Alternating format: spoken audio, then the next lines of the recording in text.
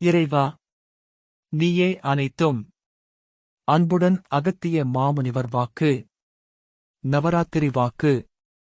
சித்தன் அருள் 1190 நவராத்திரி வாக்கு. வணக்கம் அகத்திய மாமுனிவர் அடியவர்களே.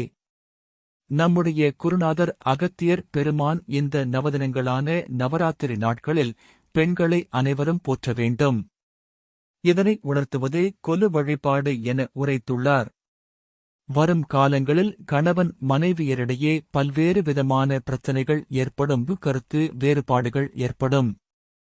இதனை தவிர்க்க இந்த நவநாட்களில் கடைசி 2 தினங்களான விஜயதசமி சரஸ்வதி பூஜை தினத்தன்று கன்னிப் பெண்களை போற்றி உடுக்க உடையும் மஞ்சள் குங்குமமும் ஏழை கன்னி பெண்களுக்கு இயன்றதை கொடுக்க வேண்டும்.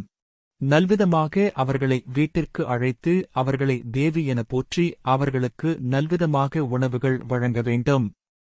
அவர்கள் மனம் மகிழும் படியான உணவுகளும் இனிப்புகளும் கொடுத்து அவர்களை தேவி என கருதி வணங்க வேண்டும்.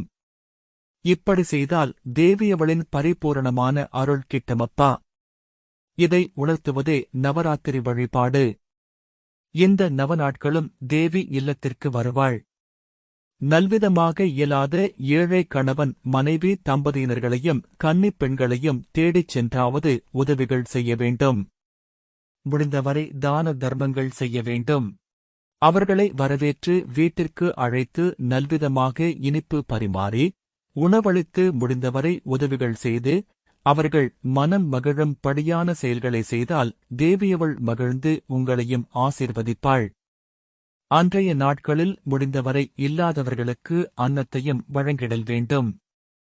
தான தர்மங்கள் செய்து புண்ணியத்தை பெருக்கிக் கொள்ள வேண்டும் அப்பனே.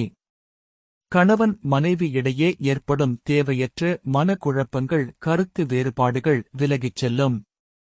இதை என் பக்தர்கள் அனைவரும் நல்முறையாக செய்ய வேண்டும் என்று குருநாதர் உத்தரவு கொடுத்துள்ளார். இதை அனைவரும் கடைப்பிடித்து நவராத்திரி நாயகி தேவியின் ஆசிர்வாதம் பெறுவோமாக. ஓம் அன்னை ஸ்ரீ லோபாமுத்ரா உடனுரை தந்தை அகத்திய மாமுனிவர் திருவடிகளில் சமர்ப்பணம். சர்வம் சிவார்ப்பணம்.